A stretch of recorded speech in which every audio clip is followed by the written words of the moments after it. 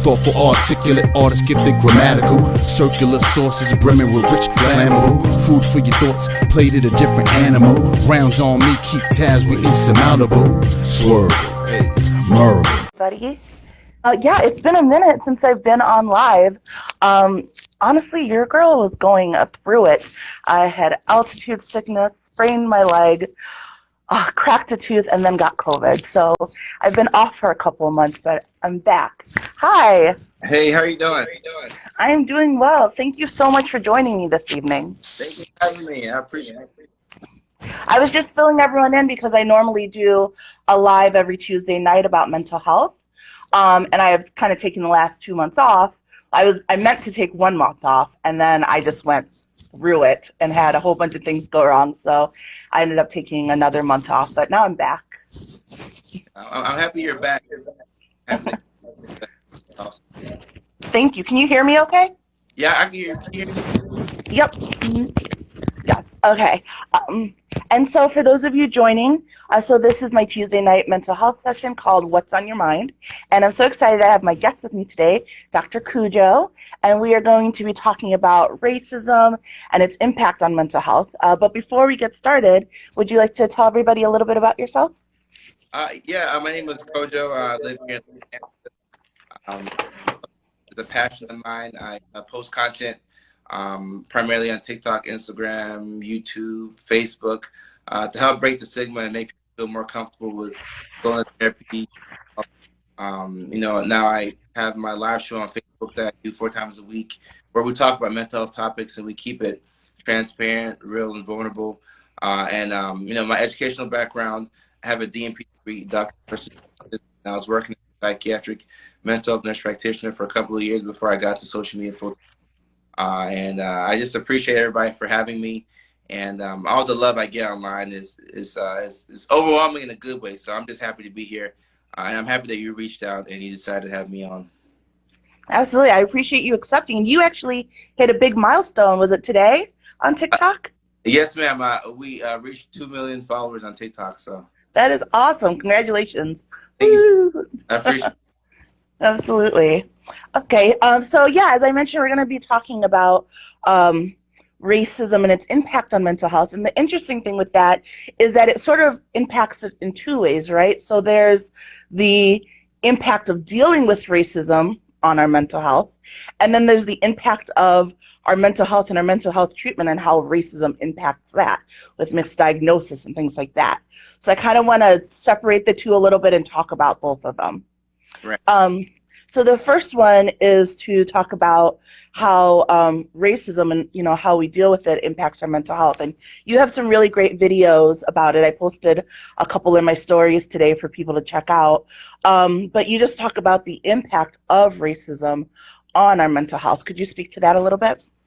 Yeah, it's profound, and this notion of racism, like we're aware, we're people of color, we're Black, so we know what it is. But for a majority of the country, they don't understand how racism affects us on a daily basis, and it definitely affects us. We have less access to mental health resources, so we're more likely to struggle, and when you struggle, you don't have anybody to reach out to. There's lack of education in our communities. There's a higher chance, like you said, of misdiagnosis. But specifically talking about the impact of racism on us, like you see the workforce, people of color having to be twice as good to, get a chance. And not saying that whoever else, white people or whoever's on the other side, not saying that they don't deserve it, but people of color having to work 2 or 3 times as hard. And we saw it in the NFL not too long ago, a former head coach suing the NFL for racism, alleging that he's been giving sham interviews, and it's humiliating. That type of thing is humiliating when you realize that, somebody's hiring you. Like he interviewed for a job, and they already had given the job to somebody, and this is on the highest of levels. And you see these type of things in medicine, you see it in law, you see it wherever you go. So it's tough, you know, when you talk about even just the imposter syndrome that comes with not feeling like you belong, you know, but you have the same degree, you have the same qualifications as your peers, but you might not feel like you belong, you know, because of the color of your skin, and that can be damaging for your self-esteem. Yeah, absolutely. I mean, I think that it's something because imposter syndrome is something that people talk about frequently, but I think you never really realize like the racism implications of it. I mean, I know that I grew up always hearing, you know, you have to work twice as hard to have half as much. And, you know, when you're younger, you're like, all right, mom, whatever, it's so outdated. But then you get in the real world and you like, I'm in corporate and you realize how incredibly true that is. Right. And on one level, there's, you know, like you were saying, where you feel like, oh, am I good enough? But then on the other level, I have to admit that there is a frustration that comes with it where you're like, not that you want to say like, oh, I'm smarter than everyone in the room, Right. because you don't necessarily feel that, but Right. because you have to work twice as hard to get as far, like there's sometimes where you're just like, what is happening here? Like, why did I have to put in so much and be so above this to be held at the same level as everyone else who gets to, sometimes it feels like they get to fail forward, you know, Right. versus like you having to like climb at it. And that added stress makes an already stressful situation even more. Yeah, no, it's difficult, and even when you, I mean, looking at myself, you know, I think I've done well for myself, and I'm excited to be here and have the millions of followers. But you know, when you look at the work that I have to put in, you know, like I have full-time staff, you know, I'm paying people. That's my biggest bill, so I'm putting it all on the line to do what I'm doing. I do believe that if I was white, you know, or a different color, I'd be further along, you know. But I'm running my own race, and hopefully, I'm inspiring people. But there is a frustration where you just know that there's something that, not that you deserve it, because you know we have to work hard regardless, but you know that if things were a little bit different, you know, you could probably have more opportunities, you know. And sometimes, you know, like I hope to be successful, I know I'll be successful, so it's a mindset thing. But still, sometimes people who just don't want to acknowledge racism will say, oh, he made it, so everybody can make it, not acknowledging that I have to work 4 times as hard, exhaust myself just to get there. You know, so I don't think you can, you know, point to Barack Obama and Oprah Winfrey and say that, you know, anybody can make it. There's significant barriers that do affect people of color, and I think just by acknowledging it and making it more equitable, it can help to alleviate some of that stress, the anxiety, the imposter syndrome that comes with like just being black in this country. Yeah, and I think that that's sometimes what people don't realize is that underlying stress that always comes with it. And I know that, you know, you talked about some of the things that comes, you know, that racism impacts our mental health is the added stress and the anxiety and the depression. And a lot of that comes from how much harder you have to work. And then the fact that even though you know, like we know we have to work harder, we still have to deal with people feeling like we don't belong there just because of the color of our skin. You Right. know, like if we talk about like affirmative action, which people love saying like, oh, they're just there for the black vote, they're just there for the whatever, without realizing that like affirmative action. So the way I always break it down is that like if there's 10 people who are going for a position and you have to give like 3 of them to a minority because of affirmative action, right? That means that the other race, white race, you have a 1 in 7 chance. So your top 7 are going to be getting that spot.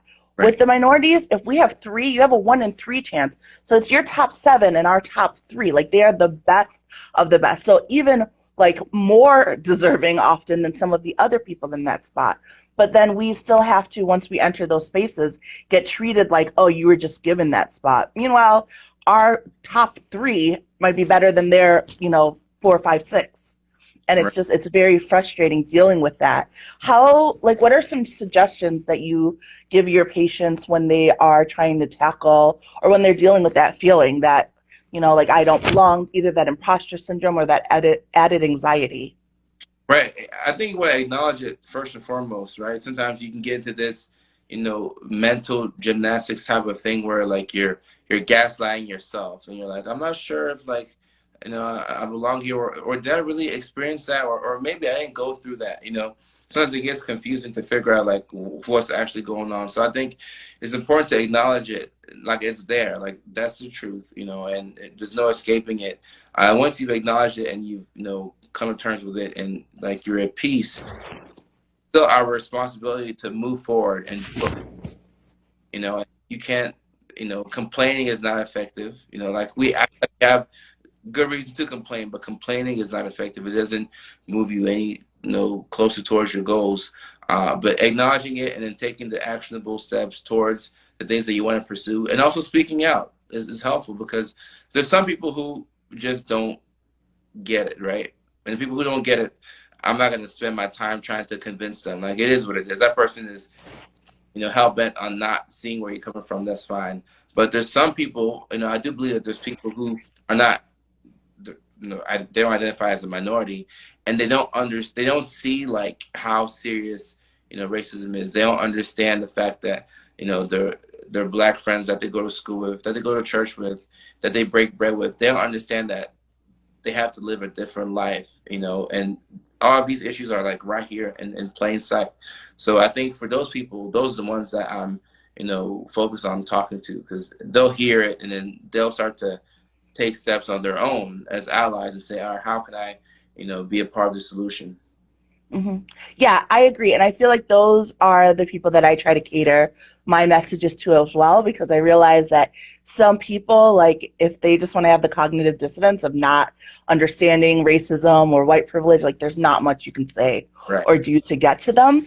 And it's more so the people in the middle. And it's like, I feel like sometimes it's actually more frustrating dealing with the middle, though, because everybody can get on the same page when you're dealing with overt racism. Like when someone says something overtly racist, we're all like, you're a bad person.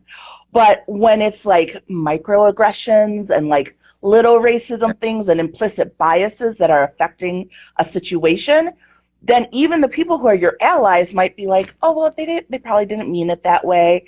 And you're like, yes, they did. And so like that becomes more, like, for me, that's even more frustrating, because it's like, why don't you see? And then you're, like you said, you're almost gaslighting yourself, like, well, was that really racism? Like, am I just taking it out of context? And that becomes something that's, there we go back to that stress again.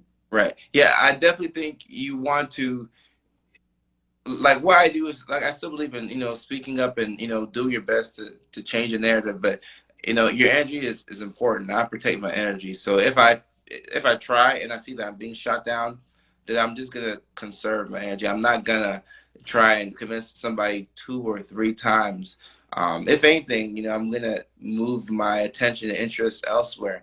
And, we're talking about impact of racism on mental health. We have to be real. Like, racism is there. Like, I see it every day. Like, it's not something that I particularly want to keep talking about all the time. I'll talk about it, but sometimes it can almost be traumatizing to have to like talk about it, not have anything done, and go into this cycle of I talk, nobody hears. I talk, nobody hears. So at some point, I think you should talk. You should still talk and put it out there, and then you place the responsibility on other people to do what they have to do. That way, you've communicated, because communication is important. But by getting the results that you need, sometimes it's time to take, yourself, your black family, your black kids, your black dollars, to somewhere that you're appreciated. And people who choose to do that, I don't think you can blame them, because nobody wants to be somewhere where they don't feel like they're being appreciated or heard. Yeah, absolutely. And for those of you that are watching, thank you so much. I see your comments. They're scrolling through quickly, but I do see them. But feel free to use the question box if you have any questions for the doctor and I will go through those as well. So as I mentioned when we first started, there's the two sides of mental impact and racism. The other side is getting help, right? I know you mentioned in one of your videos that Black people are 20% more likely to experience some type of, or to report some type of serious psychological distress. Right. So now we're reporting it, but then we go for help and we're dealing with being misdiagnosed. You mentioned in your comments that Black men get diagnosed with schizophrenia more, and I looked it up, and it's 4 times. They're 4 times more likely to get diagnosed with schizophrenia. Why is that? It's because it's racism. I don't have any other explanation. And I remember back in school, I had a psychiatrist explain it to me, and he walked over to me, and he's an Indian psychiatrist, for context, and he was like, explaining to me how, he said, take somebody like you with your skin, you're more likely to be diagnosed with schizophrenia as opposed to a white man exhibiting the same symptoms. Like, let's say you go to the ER, you're unruly, you know, having a hard time, you know, like a behavioral disturbance, right? For a lack of a better term. If you go into the ER like that, then they're gonna diagnose you as the black guy with schizophrenia and diagnose the white guy with a mood disorder like bipolar disorder, because a black person is seen to be more aggressive, you know. So because of your diagnosis, and like in psychiatry, the treatment is based on the diagnosis, right? So if you're given a thought disorder like schizophrenia, you know, they're more likely to rush over there, you know, give you heavy neuroleptic medications, antipsychotics to, you know, to shut you down. And you might not even be aggressive, but just that notion of like a big black man, like it's still scary to most people. So, you know, the assessment that you get is probably abbreviated. You know, it's probably like a quick look, oh, boom, schizophrenia, without checking for hallucinations and delusions and disorganized thought process. It's just, oh, black guy, we're just going to put this label on him, and just move forward. So I think it's important to speak up about this, and let people know, because I think some people are afraid of black people. Like, some people are just Yeah. afraid. Like, you know, you could be the nicest person. I could just be sitting at Starbucks with my dog. You know, well, if I have my dog, I might appear more friendly, right? But me, just without my dog, you know, maybe I'm wearing a do-rag, maybe I'm not, you know, but it's like, oh, that's a black guy. Like, I wonder what he could do to me. I'm just sitting there drinking coffee, you know, but I think people are Yeah. just afraid of black people, and you see it not only in medicine, but all over. So I think it's important to talk about it. Yeah, and I mean, part of that, well, no, a large part of that is due to the media. And I always say, like, that's why representation is so important. Because especially those of us who grew up or have been around diverse areas, we see a diverse mix of people. But for the most part, for the longest time, there's just a stereotype of Black people. And that's what people see. And Tyler, the Creator, actually once did an example, which I use all the time now. He's like, if you know, don't see a pit bull, but every time you see a pit bull on TV, that pit bull bites someone. And every time you see it, it's biting someone. When you see it in real life, you instantly think that pit bull bites, and that's your instant reaction. And unfortunately, that's how it is for a lot of Black people. Like, they're always the gangster or the bad guy, or they're doing whatever. And that's why it's important to have other representation, because that's how, because I grew up in a predominantly white neighborhood, so I always felt like I was lone wolf out there, like the only Black person like me. Found out that wasn't true, which was nice. But it's also great because other races need to see that as well, so they don't think of like an Oprah, like you mentioned, or an Obama, like an exception. Like, Right. oh, you're a different Black, you're another Black, you're Black, but you're not like other Black people. It's like, well, we're not a monolith, so like there is no not being like other Black people. Just like how there's diverse mix of white people, there's a diverse mix of Black people.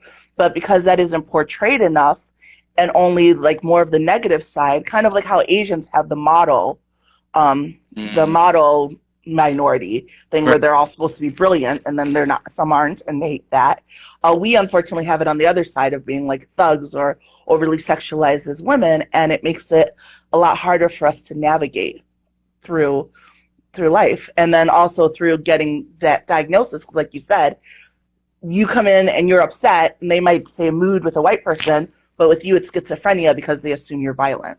Right. You know, and I think it's damaging, especially for, you know, young Black kids, because you realize, you know, being a young Black male, that, oh, I get attention when I act out, or more so like, you know, paying attention to me, like, oh, he's seen as aggressive, so sometimes you actually getting attention, you know.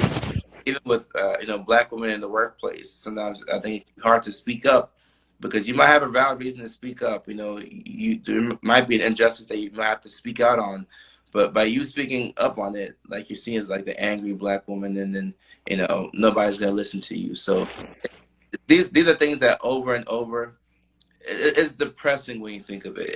If your mindset's not, if you haven't been able to reframe this type of it's depressing when you think about it, because then you're like, oh, what's the point? Like, I'll never get the respect, you know, like, what's the point of being Black in America? Like, I'm gonna be seen as a, you know, some type of, you know, second class citizen. But I think it's important to like talk about it, and then also reframe your thoughts, so that way you're not like stuck like the trauma is there, yes, acknowledge it, work with it, do your best to move through it, but you're not like stuck at that level where like you're so mindful of the fact that it's there. Like it's there, but we still have to move on, and we still have to, live our lives to the best of our abilities. Yeah, and I love also that you mentioned the kids because that's especially troubling for me. I love working with kids and dealing with kids, but the rate with which Black children are put in juvenile centers versus children of other races, and it's been reported that between 50 to 75% of the people in juvenile centers have some type of mental disorder. And so we have a case where in the suburbs or in different areas, they're getting therapy, they're getting second chances, they're getting help, they're getting treated for those mental health issues. In the Black community, they're just being put into juvenile, and that record is starting, and then it's staying with them. And it's so frustrating because it's like they're not getting the chance to grow up that they should. They don't get the, oh, they're just boys opportunity. They don't get the, they're young and they'll grow out of it. And like I said, I grew up in white suburbia, so I can tell you those kids are not better than the urban kids. Like they get into just as much trouble, they do just as much drugs, they do just as many bad things. They're just not getting arrested for it at the rate with which our kids are getting arrested for it. And that for me is frustrating and is also heartbreaking as well. And for a lot of kids, for a lot of people, mental illness starts showing signs of it in your teens. What are some things that maybe like parents could look out for that would alert them to maybe, or just even in general, speaking about mental health or mental illness to their teens that would hopefully help them during that difficult stage? Yeah, so normally I tell people, like your person, your son, your spouse, your parent. Normally when you see like a deviation, like in how they behave, like they go to bed every day at 9 o'clock, and that's just what they do. And all of a sudden, their sleep patterns is erratic. They're sleeping at 2 a.m. Sometimes they're not sleeping. They're missing out on meals. Anything that is a huge deviation from how they normally are, I think that's a good time to, check in on them and have that conversation. Obviously, if sleep patterns are disturbed, if they're not eating as much or they're eating too much, or if they've stopped doing their favorite activities, like, the example I give for myself is like, I love football. Like, I'll spend my last dollar to see my team go to the Super Bowl. Yeah. If my team was in the Super Bowl, right? Hypothetically speaking, hopefully one day, right? But if my team was in Who's your team? The Titans, Tennessee Titans. Okay. Go Titans. Yeah, tighten up. But if my team and the game is playing and I'm in my room in the dark room, I'm in the dark room not watching the game, something's going on. That's something that I enjoy. Like, why is he not watching the game? So like, if you are not bike riding and you always do that, if you would work out and you're not doing that, if you would go hang out with your friends, play bingo on Thursday nights and you haven't missed that in weeks, and all of a sudden you're not doing that, then it could be a sign to at least check in on them. Maybe they just overslept, but if they're isolating themselves, it could be a sign that, okay, they might be going through something. And it doesn't have to be that, they're depressed, but you always want to check and be as preemptive as possible because it's easier to catch it in the beginning. And sometimes you let things linger and before you know it, it's a full-on crisis. And then, you have to use emergent actions to take care of an emergency. So anytime you see like a big deviation in how somebody acts, I think that's a good time to check in on them and at least have that conversation. And that person would most likely appreciate it just to know that somebody's watching. Because sometimes when people are hopeless, right? And hopelessness is the hallmark sign of suicidal ideation. When people are hopeless, they get to this whole mindset of what's the point? Their thoughts are negative and they don't have any reason to like hang around for tomorrow, right? So if somebody's asking about them, then, it puts that thought in their head, like maybe somebody does care. I didn't know people cared. And that could be like the catalyst for them getting help. So just any type of deviation from how they normally are, I think that's a good time to, start that conversation. Yeah, I think that that's good too. And I think also just the way, like we talked about the way that men are viewed and boys are viewed, Black men as being threats, and realizing that, they're not really. And despite how much we're portrayed that in the media, I think that sometimes without even realizing it, can talk to and interact with them that way when they're not. And I think just even being more human to them and being more kind to them and not expecting like the roughness and treating them with the same gentleness you would everyone else, I think makes a huge difference. Yeah, it definitely does. And I remember I mean, I live in LA now, but I worked with a clothing company that I was operating a couple of years ago, and I remember there was this cute little baby, and the mom was young, maybe in her 20s, maybe a teen mom. So it was a cute baby, then the mom, then the grandma, right? I was assuming it's the grandma. Then they're in line, and this baby is eyes at me and my friend, right? And she Hispanic. I think she's Hispanic, right? But she appears white. So we're in line. We finish shooting the commercial, and it's such a cute baby. So like I buy the baby like a little $8 toy, and I gave the toy to the baby, right? And the mom was holding the baby, and the look that they had on their face, you know, and it was a white baby, white family. They had this look that it was like I didn't know that black people were like kind or like non-threatening, and like I peeped it, but they were so shocked, like, oh, like they were taken aback by the fact that this tall black guy did something nice for their child. Just a cute baby just bought like a little $8 toy. So I saw it and I didn't say anything. My friend, who's Hispanic, she saw it and she was like, "Did you see that? That was weird." It was almost as if they thought that you weren't capable of doing that. And I didn't say it. Like I peeped it and I just kind of went on. But then when she said it, I'm like, all right, so if she saw it, then other people in the store must have seen it. But these little things that happen from time to time that make you realize that people really do view you in a certain light. And like you're mindful of that. Like when I go to the gym and it's late at night, I try not to trail behind somebody. You know, I try to keep my space because nobody's gonna be like, "Oh my gosh, it's Dr. Kojo off of TikTok with 2 million followers." They're gonna be like, that's this big black guy falling behind me. So I chill out. You know, I do my best to not appear, you know, threatening or whatever the case is. But I think at a young age, kids are aware of that, and that can be definitely traumatizing for like a 7-year-old, you know, black male. Like that's his first experience of racism. You know, it's sad if you think about it. Yeah, it's horrible because it's something that always weighs on your mind. You know, like even with me, like a lifetime of making sure I don't fit into the angry black woman trope. So even when someone makes me upset, and like the few times I have actually expressed being upset at work, having it then come back on me. Like I once had a coworker who was like harassing me, and I finally got sick of it and said something to my boss and asked to move. And then when we did our year-end thing, I got points marked down for not getting along with my coworkers. Like he was harassing me. And so it's like this constant thing that you are constantly trying to go through life and live, but then also trying to mitigate how other people see you as well to make sure that you're not threatening until you get to your 30s like me and you're like, I don't care, I'm going to be me, Right. You're going to deal with it. But for the most part, you know, you're just kind of like, well, I hope that people don't perceive me a certain way, and it's exhausting and it's draining. And then especially if you have depression or you're going through a depression episode on top of that, it makes that even worse. Right. I was going to say, so we have a few questions. Thank you all so much. One of them is, so psychological discrepancies are an excuse to diagnose black people with arbitrary diseases. So I think they're asking, like, do those discrepancies lead to, and that's from Jetty, so I hope I'm explaining your question right. Like, are those discrepancies used as an excuse to diagnose us with diseases that we may not have? And there could be. I mean, I would. That's part of the issue. You know, like, and when they say psychological discrepancies, they talk about how like we're viewed, or what's the angle in that question. I don't know.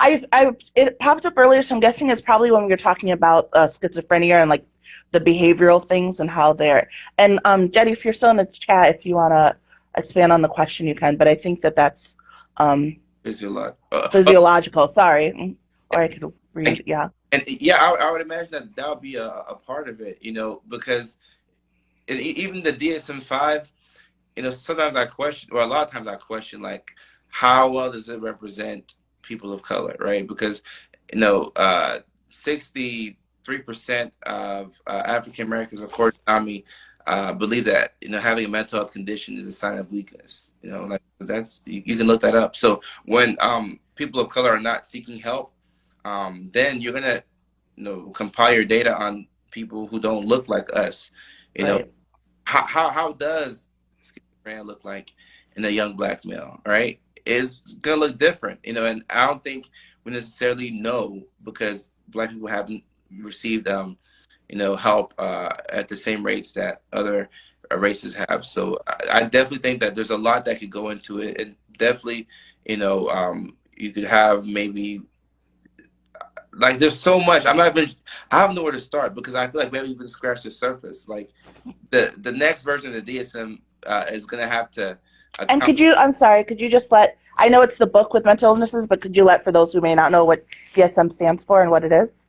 Right. So the DSM, think of it as like the Bible of uh, psychiatry. You know, that's the book that we have, that big book over there that we use to diagnose mental health conditions. So, you know, there's different versions of it, and we have the fifth edition now. And that's how we would diagnose somebody. So whether it's ADHD, depression, or whatever, they have the guidelines in there. So when you open up the DSM, it will tell you for schizophrenia, you need hallucinations, delusions, blah, blah, blah.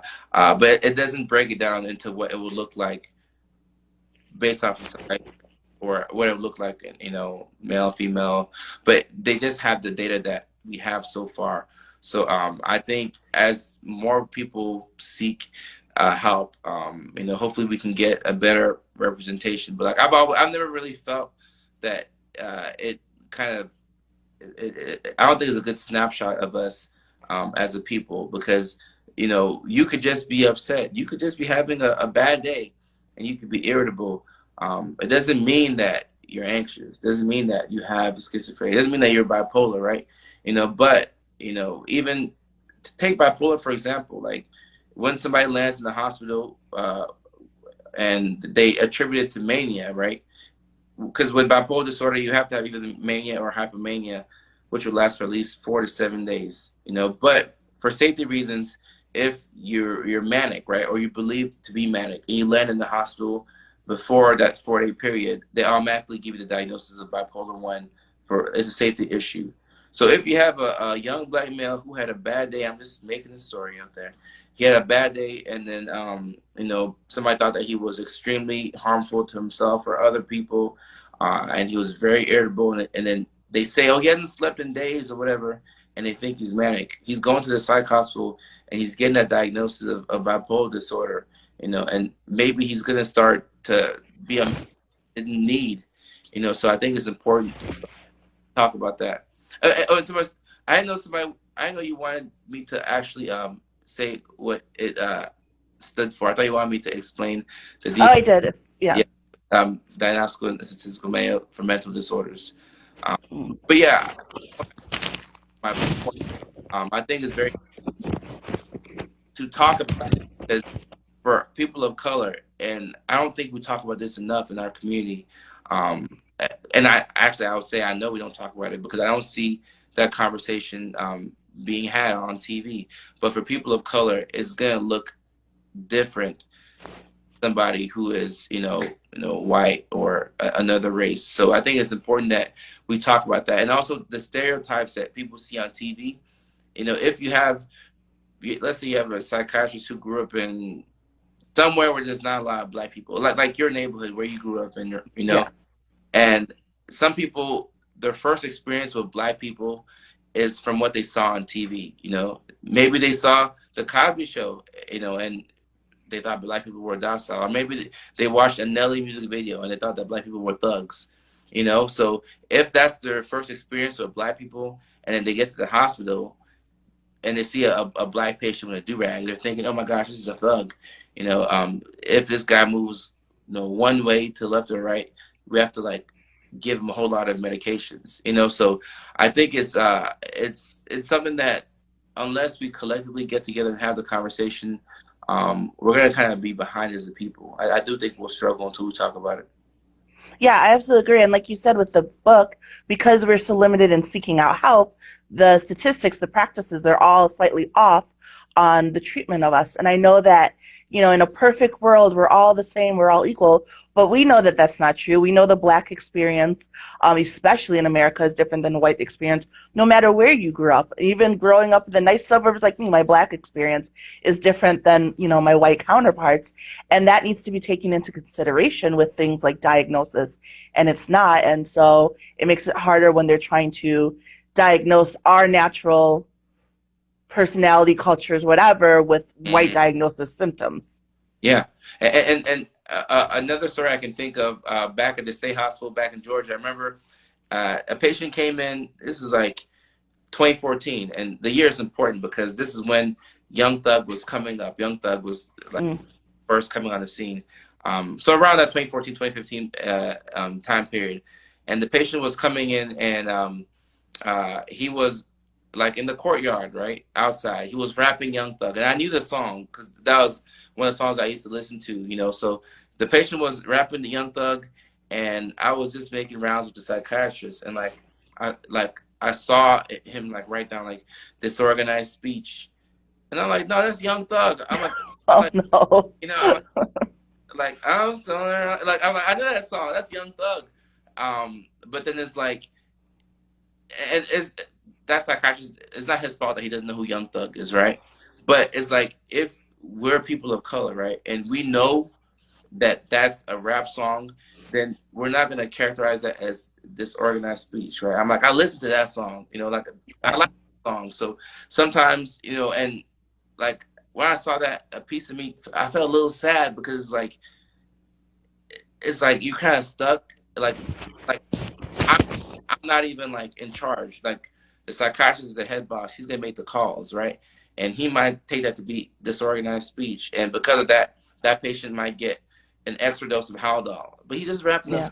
So I think some of these cultural differences, is really important to talk about it. And as more people of color get into medicine, and you see people, you see ourselves represented in these different fields, I'm hopeful that it'll get better. Yeah, absolutely. A few more questions. Okay. Oh, also, someone asked if we would save this. Yes, I save all of the lives there in mine, and I do these for those who hopped on later every Tuesday about mental health. So you can find various topics in there.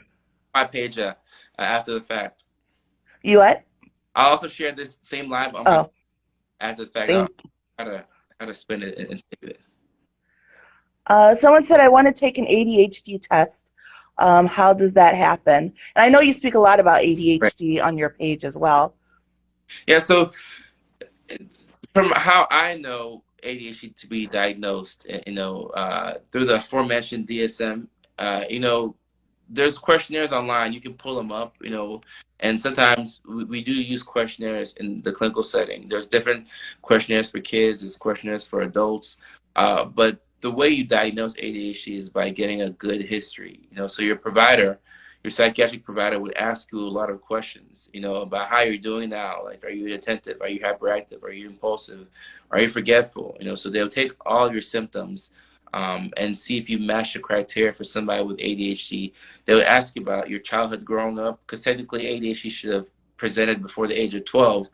But if you're like me and you grew up in a household where you didn't have insurance, you didn't want to bother your parents and tell them that you can't focus in school because they're already trying to pay the bills and they're behind, then you're gonna struggle in silence, right? So a lot of people were struggling, like they had these issues when they were during their formative years, but they never really got the help. So when you talk to your psychiatric provider, like a psychiatrist or a nurse practitioner, then they'll ask you all these questions. They'll give you the questionnaire, but they'll ask you these questions.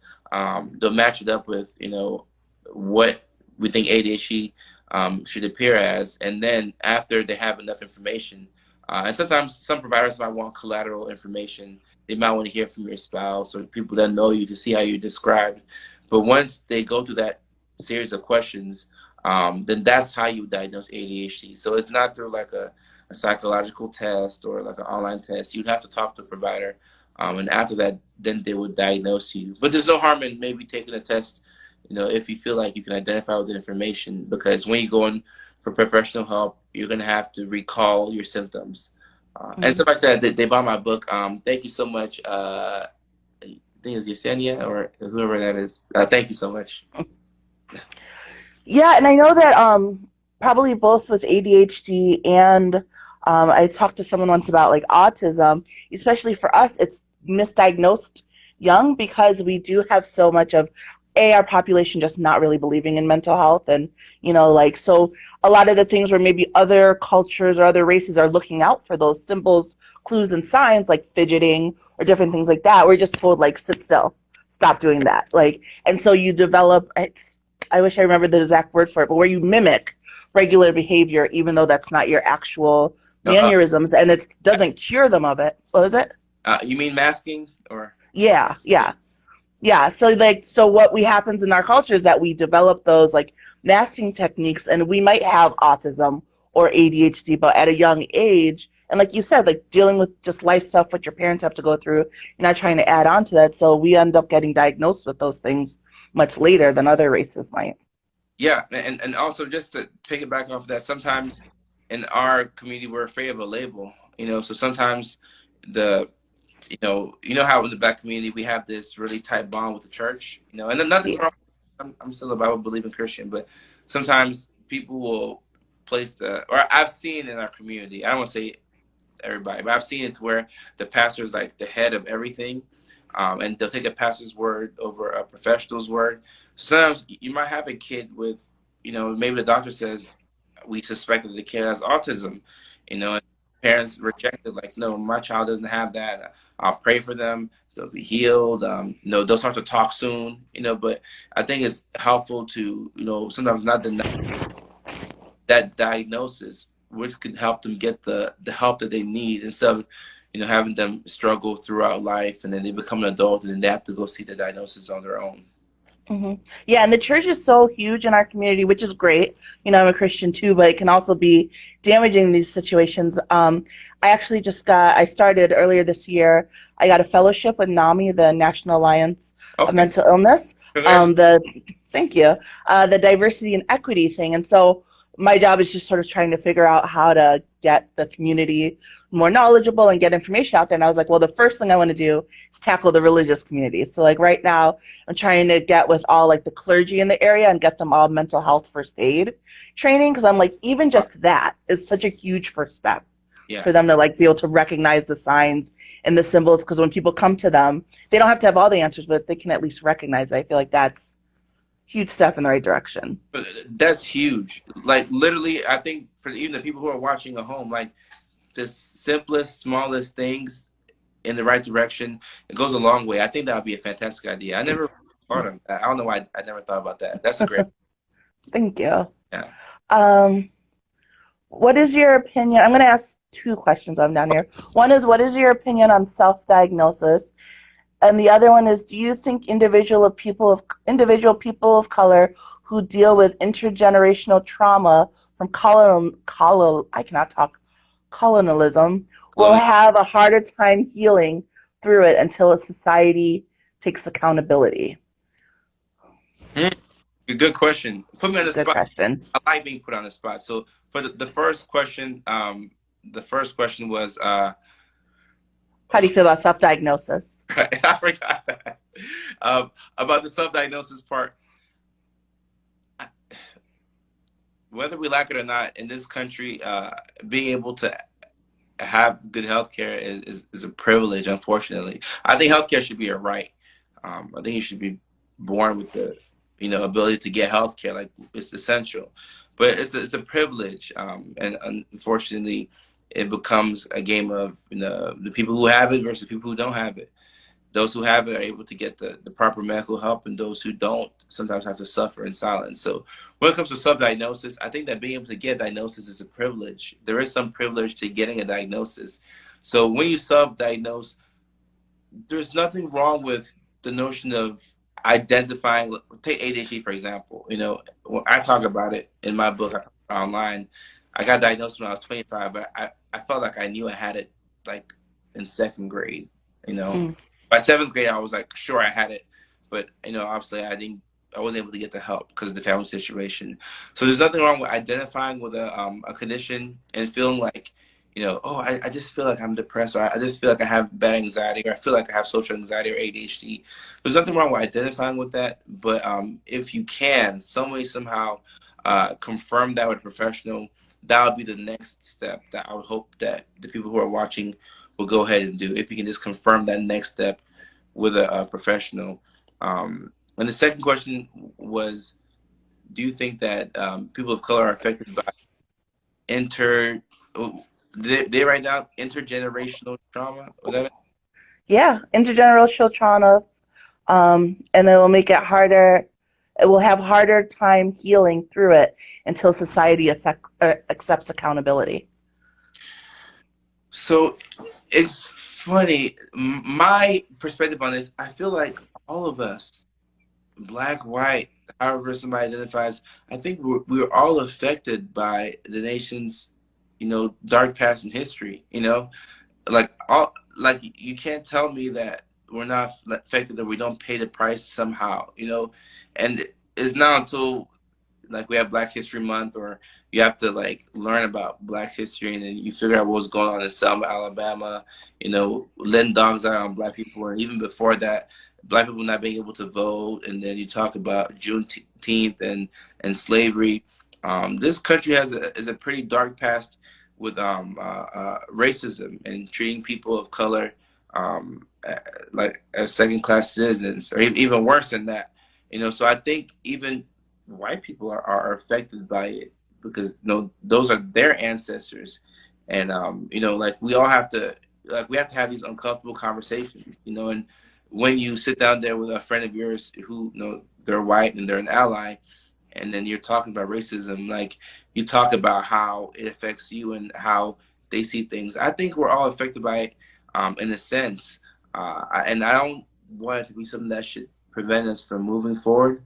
I think we should always do whatever we can to move forward and to work through what we're going through. But I feel like we're all affected by it, And I grew up in Norway before I came to the States, in Europe, and I felt like the moment I hit Nashville, Tennessee, like I could feel the racism in it. Like I didn't know I was black, and I was living. Mm. There's more white people there's more white people in Norway, percentage wise, than in the United States. But I didn't feel that I was black until I got here. So there's something about the way this country operates that we all have to, do our part to address these issues and move forward. Yeah, absolutely. Absolutely. And thank you so much for your time. I won't keep you too Oh, much longer. no problem. Um, I appreciate the invite.